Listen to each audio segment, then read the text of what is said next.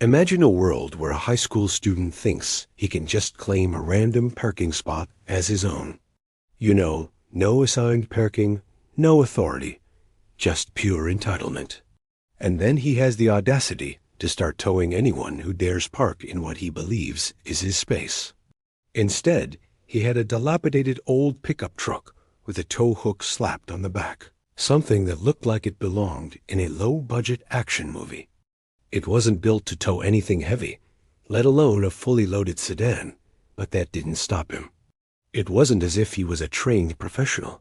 He was just a high school kid with a sense of entitlement and a questionable sense of justice. That's when I started to think maybe this little shit's reign of terror could come to an end, and maybe, just maybe, I had an idea that could do it. Yet somehow he got away with it. The story spread through town, becoming one of those oddball local legends.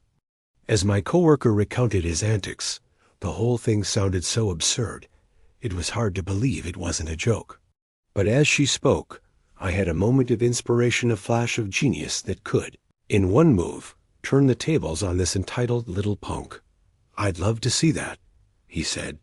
He'd heard about the kid's antics for months, and had his own personal frustrations with how things were playing out. As it turned out, the chief had been looking for an excuse to do something about little shit's reign of terror in the parking lot. And just like that, my little idea started to snowball. For a moment, I thought he was joking too, but then I saw the look on his face, the kind of look that told me he was all in. But the more we talked it over, the more it felt like the perfect opportunity to take down this little parking lot tyrant once and for all. The chief was on board, the police were ready to take action, and I had a front row seat to what was about to be a very satisfying spectacle. What if we just parked a huge truck in his spot and weighed it down with cement or something? They had no idea that the very thing little shit had been doing for so long was about to be used against him in the most epic way possible. It wasn't just revenge, it was a calculated, well-executed plan for justice. And I couldn't wait to see it unfold. Imagine how funny it'd be to see him try and tow it. The local authorities could set up a bait truck in little shit's beloved parking spot, and we could weigh it down with cement, making it so heavy that it was physically impossible for his beat-up tow truck to move it.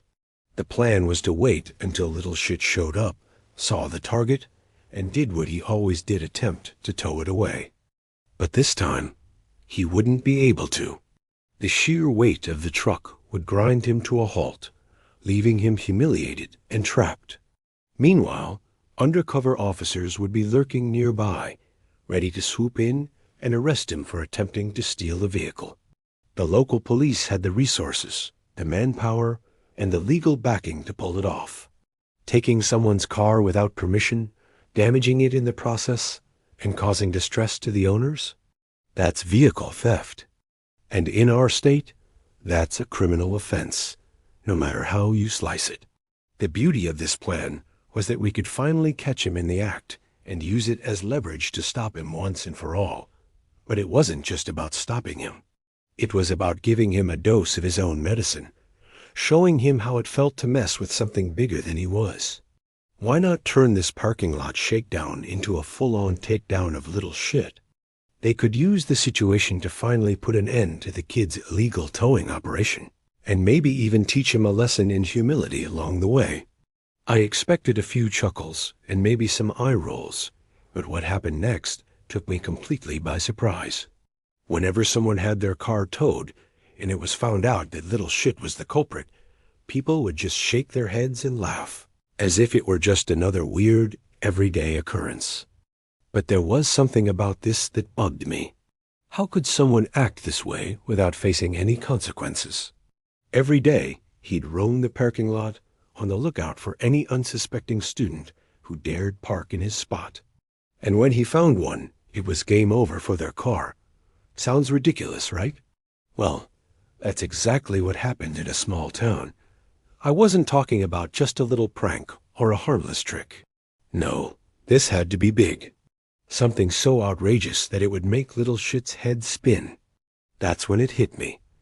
Why not park a massive over-the-top heavy vehicle in his so-called spot and let him try to tow that? The more I thought about it, the more perfect it sounded.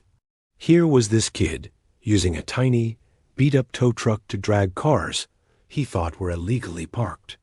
What if we gave him a real challenge, something so heavy that he couldn't possibly move it? And in the process, we could watch him make a fool of himself while facing the consequences of his actions. But little did this kid know, karma was about to come at him full speed. And guess who came up with the perfect plan to put an end to his reign of terror? Yeah, that's right. The animal shelter employee who was barely involved. At a small-town high school, there was a student who had developed an odd obsession with a single parking spot. The school didn't assign parking spots. Every student was free to park wherever they could find a spot. But little shit, as we'll call him, didn't think that should apply to everyone. One day, I was chatting with a coworker at the animal shelter when she mentioned her son's car had been one of little shit's victims. She explained that this kid had made a habit of patrolling the lot and towing any vehicle he deemed illegally parked in his spot.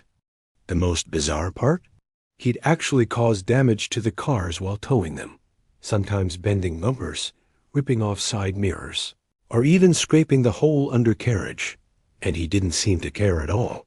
No, he had decided that one particular space in the parking lot was his, and that anyone who dared to park in it would face serious consequences. And when I say serious consequences, I mean he would actively tow their vehicles away, often damaging them in the process. Now, this wasn't some professional towing operation. Little shit didn't have one of those sleek, heavy-duty tow trucks you'd expect from the pros. It didn't take long for the rumor mill to start turning. The crazy thing was, no one could seem to stop him. It wasn't until I heard the full story from my coworker that the situation took a more dramatic turn. So there I was, listening to this crazy story about little shit and his self-appointed kingdom of a parking spot. What if we could mess with him in the most ridiculous way possible? I casually tossed the idea out there to the group, not really expecting anyone to take it seriously. The chief of police, who had been hanging around the animal shelter chatting with us that day, burst out laughing. This wasn't just some passing comment. The chief of police had his own history with little shit. The more I thought about it, the more this plan started to feel like it could actually work. The plan was crazy, but it was brilliant. Here's the thing. Little shit wasn't just towing cars, he was committing a crime. As the chief and I discussed the details, we started to outline how it would go down. It seemed too good to be true. The best part? No one saw it coming, not little shit, not the students, and certainly not the rest of the town. Once the plan was in motion, we knew it had to be executed flawlessly. After all, this wasn't just about getting a good laugh. It was about making sure little shit faced real consequences for his actions. We needed a vehicle that was both heavy enough to be impossible for a beat-up tow truck to move, but also easily recognizable as an easy mark. It couldn't be something too flashy or inconspicuous, because we wanted little shit to see it and think, there's no way anyone would mind if I took that. After a bit of discussion, the chief of police helped secure an old truck-a-large, outdated vehicle that, while not a heavy-duty rig, still had enough bulk to make little shit's tiny tow truck look utterly helpless. They parked a couple of unmarked cars nearby, ensuring that they would be in position to watch everything unfold without being spotted. Everything was in place, but now it was just a waiting game. We all knew what that meant. This was it. He was about to fall right into the trap we'd set for him. We all sat on the edge of our seats, knowing that at any moment, little shit would show up and make his move. He was in his rusty little tow truck, probably feeling pretty confident about the day's mission. He didn't hesitate. Without a second thought, he threw his truck in reverse, preparing to attach the hook to the front of the truck and drag it out of the spot.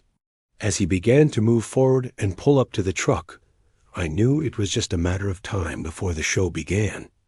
I couldn't help but think about how he probably thought this was just another ordinary day of towing students' cars and showing off his power over the parking lot. But of course, he didn't know that. All he saw was a truck in his spot. What followed was both pathetic and, in a way, satisfying. There was no skill or muscle that could make this work as tow truck, just wasn't built for this. And that's when the damage started. The squeal of the tires and the screeching noise of metal trying to move against an impossible weight echoed through the lot. For a second, it seemed like he might actually manage to drag the truck a few feet, but the sheer weight of the cement-loaded truck was like a brick wall. Little Shit was arrested on the spot for attempted vehicle theft, and all I could do was stand there, watching it unfold. The footage from the undercover units showed Little Shit's every move, from the moment he tried to hook up the truck to the time his axle snapped and he was arrested. But the real kicker came when the authorities pulled up the footage from the dozens of other times he had illegally towed vehicles, times that had gone unnoticed until now. He wasn't just stopped. He was publicly humiliated, caught in the very act he had used to bully others. It was a win for justice, and I couldn't help but feel a little proud of the way it all went down. It was a slam dunk. The police had him dead to rights, with more than enough evidence to throw the book at him. He didn't just get caught for this single incident. He was done for a whole string of illegal actions. The charges piled up quickly, and the evidence was irrefutable. It was a beautiful sight, the kind of justice that felt so well earned. The same kid who had been toying with other students' cars for so long was now the one who was caught in the act. He'd become the joke, and everyone else could finally breathe easy, knowing he wasn't going to ruin anyone else's day. Then it happened. The back axle of his already crappy tow truck gave way. The strain was too much, and the axle snapped, sending a cloud of smoke and dust into the air. The last laugh wasn't his, it was ours. And for the first time in a long time, students at that high school could park without fear of some entitled kid thinking he owned the place. The parking lot was finally free. Little Shit revved his engine with all the force his little truck could muster, and for a second, it looked like he might get a few inches of movement. His wheels spun, the exhaust puffed out a thick cloud of smoke, and he gave it everything he had. I'll admit, watching him struggle gave me a tiny bit of empathy. He was clearly out of his league. It wasn't just that the truck was heavy. It was so overburdened with cement that his tow truck couldn't possibly handle it. You could practically feel the frustration building as he gave it everything he had. But Little Shit had underestimated one thing: gravity. The weight of the truck, combined with the cement, was far beyond anything his little tow truck was ever designed to handle. The back end of his tow truck collapsed, and there he was, staring at the immovable object he thought he could conquer. They surrounded his tow truck within seconds, blocking any escape. Little Shit's eyes widened in shock, his hands frozen on the steering wheel, as if he couldn't believe what was happening. The look on his face was priceless, like a deer caught in headlights, unable to process that he was the one being caught this time. For all the cars he'd towed and the damage he'd caused, this was his moment of reckoning. It was the perfect moment. He'd been caught in the most ironic twist of fate imaginable. Here he was, the self-proclaimed king of the parking lot, helpless and defeated by the very thing he thought he could control. And that's when the magic happened. And, just like every other time, he was going to do what he thought he was entitled to do: tow it out. He had no idea what he was walking into. Would he realize something was off? Would he take one look at the truck and just walk away, sensing something was wrong? Just a few days later, Little Shit showed up to school, none the wiser about what was about to go down. Without hesitation, he jumped into his rusty old tow truck, the same beater he used for his illegal operations, and immediately headed toward the truck we'd set up. He saw a target, and his entitlement flared up like a red flag. This was his spot, and no one was going to mess with that, at least, not without facing the consequences. I could almost hear his smug little thoughts. This is what I do. I own this parking lot. But what he didn't realize was that he wasn't the one in control this time. He had no idea that the parking lot had become a stage for his downfall. Like every other day, he parked his own little tow truck, ready to begin his usual routine of enforcing his self-made parking rules. But this time, the tables had turned, and as soon as he saw the truck in what he considered his spot, it was clear he was about to take the bait. Or would he just dive right in, thinking he could get away with it like he had so many times before? The anticipation was killing us. All we needed was for Little Shit to show up. The plan had been set into motion, and now we all had to sit back and let the trap take its course. The officers in these vehicles would be ready to move in the moment. Little Shit attempted his tow job, and they'd be able to arrest him for what would be clearly documented as an illegal act of vehicle theft. The cameras were also set up to capture the whole thing from every angle, making sure there would be no question of what had transpired.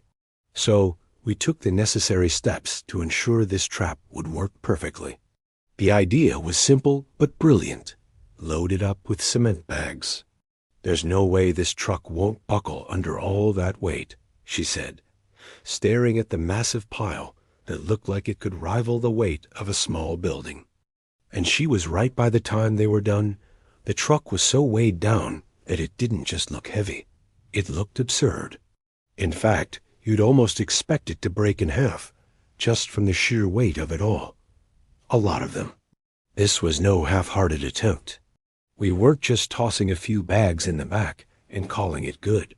We needed to weigh the truck down enough that even if Little Shit tried to get it moving, it would be a lost cause from the start. The key to success lay in making the truck seem like the ideal target for Little Shit, but also making sure it was so impossible for him to tow that he wouldn't stand a chance. The truck was just big enough to conceal the cement bags under a tarp, making it look like an ordinary vehicle, parked in an ordinary spot. To him, it would look like an easy opportunity to tow and claim his space back. The real beauty, though, was in the design of the trap Little Shit was going to take the bait, and he wouldn't even realize it until it was too late. The first step was deciding on the truck. Next came the real trick, making the truck so heavy that it would be physically impossible for Little Shit to move. I remember my coworker, who'd been following along with the plan, laughing as she watched the cement bags get loaded into the bed of the truck. But this was all part of the plan. We needed Little Shit to see the truck and think it was an easy target, so the weight had to be hidden. With the truck in place, the chief got in touch with the local authorities, who quickly assembled an undercover team to set up the operation. As the team finished setting up, I could feel the tension building. It wasn't long before we got word that Little Shit had been spotted in the parking lot, heading in the direction of his spot. From the animal shelter, I could only imagine what was happening, but the thought of watching it all unfold was like waiting for a movie as big climactic scene. Then, like clockwork, we got the word. Little Shit had arrived. I could picture it now, Little Shit pulling up to the spot, his eyes scanning the area and then locking onto the truck we'd parked there. There was no way he could move it. Even if he revved his engine to the max, the truck was simply too heavy for his beat-up vehicle to handle. The moment he tried, the chaos began. His tow truck struggled, tires spinning, engine roaring as it tried and failed to move the immovable. It didn't take long for the plan to unfold. Little Shit's reaction was exactly what we had hoped for. He pulled his truck into position, hooked the chains onto the front of the heavy vehicle, and prepared to drag it out of the spot. But here's the thing. The harder he tried, the worse it got. It was almost comical. Little Shit sat there in his truck, completely dumbfounded, as his vehicle sputtered and stalled out in a dramatic heap of frustration. That's when the real magic happened. From the shadows, the undercover officers who'd been patiently waiting sprang into action. The officers didn't waste any time. They opened the door, pulled him out, and slapped the cuffs on him right then and there. And the best part? We had it all on camera. By the time they had finished processing everything, it was clear. Little Shit wasn't going to be towing any cars for a long time. That day marked the end of Little Shit's reign of terror. After Little Shit was arrested, things moved quickly. The once seemingly untouchable parking lot tyrant was now facing consequences he never saw coming. They pulled up records of his previous towing activities, and it didn't take long to realize that Little Shit's business had been going on for far longer than anyone had initially thought. He was looking at a potential loss of his driver's license, hefty fines, and possibly even jail time. His days of harassing students in the parking lot were officially over. Many of them had dealt with the frustration and humiliation of having their cars towed by this kid, and now, seeing him caught in the act, felt like justice had finally been served. It wasn't just about the cars. It was about taking back control of a space that Little Shit had tried to dominate. People who had never stepped foot in the place suddenly had questions. They wanted to know how exactly we had helped bring down Little Shit. Sometimes it's not the big, dramatic moments that make a difference. It's the little ideas that snowball into something bigger than anyone ever expected. What started as a thought in passing had, through a series of twists and turns, brought real justice to the situation. And the best part? Little Shit would never be able to hurt anyone again. The parking lot was free at last. They were curious about the details, the behind-the-scenes planning, and of course, how the chief of police had been involved. It was a tale of revenge, yes, but also one of how sometimes the universe has a funny way of making sure the right thing happens at the right time. At first, it was just a few people who knew the story, but soon enough, the entire town was aware of the role the shelter had played in the takedown. We had unwittingly become part of the larger story, whether we liked it or not, and I'll admit, it felt a little surreal to be part of something so big. The students were celebrating the victory of reclaiming their freedom to park without fear, and there was a newfound camaraderie among those who had once been victims of his reign. For the first time, it felt like the law was catching up to him, and he was finally getting a taste of the consequences he'd long avoided. His involvement in the case was the talk of every coffee shop, every neighborhood, and every corner of the school. People couldn't stop talking about how the plan had come together, how he'd used a simple idea to bring down someone who had been a menace to the community for far too long. He wasn't just the chief of police anymore. He was a hero, a symbol of justice in action. The fact that he'd been casually hanging out at the animal shelter and laughed at the idea, only to turn it into an official operation, made the whole thing feel even more like something out of a movie. I couldn't help but overhear coworkers talking about it, laughing and reminiscing about how the plan had gone from a joke to reality. The chief wasn't just a cop.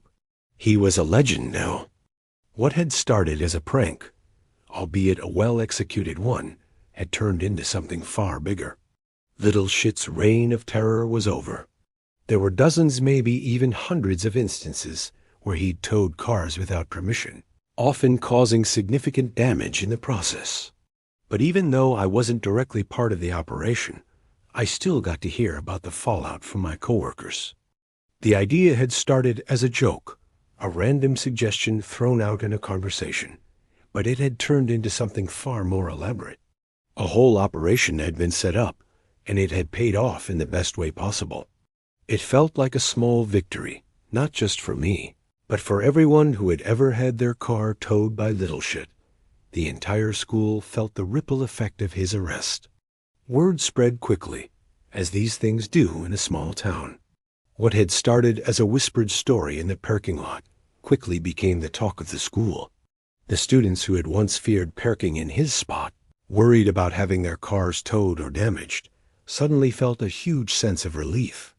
There was no more anxiety about finding a parking space, no more wondering if today would be the day their car would mysteriously disappear or get damaged for no reason. The atmosphere in the student parking lot shifted overnight, and it was clear that Little Shit's influence was gone. These weren't just minor infractions. These were criminal acts. What had seemed like petty harassment was now looking like a full-blown case of vehicle theft. With each new piece of evidence, the charges against him stacked up, and his rap sheet grew longer and longer. This wasn't going to be a slap on the wrist for Little Shit. This was going to change his life in ways he hadn't even considered. The damage to his tow truck was extensive. When his axle snapped and the vehicle collapsed, the repair bills were so high that the truck was deemed irreparable. It was taken off the road for good, and any hope Little Shit had of using it for anything else was completely dashed. But the damage didn't end with the truck. It was just the start of his downfall. The police didn't waste any time digging into his history. In the following days, as the legal process began to unfold, Little Shit was hit with multiple charges of theft, vandalism, and destruction of property. But the fallout didn't just affect him. For some students, there was even a sense of vindication. The chief of police, of course, became a local legend. As for the animal shelter, it became an unofficial hub of curiosity. As for me, I went back to my normal work at the shelter, barely involved in the whole thing by comparison. But even as I returned to the routine of animal care, I couldn't help but reflect on the sheer satisfaction of seeing this all unfold. The idea of justice, served in the most unexpected way, would be a story no one in that town would forget. Little Shit certainly learned the hard way, but the lesson here extended far beyond just his downfall. His actions were a stark reminder of what happens when someone believes they can take control of something that doesn't belong to them. His sense of entitlement, his belief that he had the right to rule over a parking spot that was, in reality, shared by everyone, blinded him to the idea that there are boundaries that shouldn't be crossed. Not only was his illegal activity exposed, but the very thing he had built his whole kingdom around, the tow truck, was taken from him. It resonated with the entire student body. Students who had once parked in constant fear of their cars being towed could now do so with a sense of relief. Little Shit's sense of ownership over a shared space was an exaggerated, ridiculous example of a mindset that's far too common. And all it took was one simple idea from someone who was barely involved.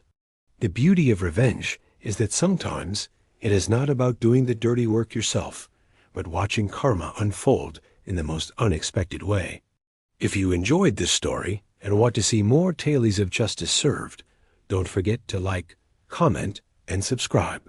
Share this with your friends. Who knows, maybe one of them will get some revenge of their own.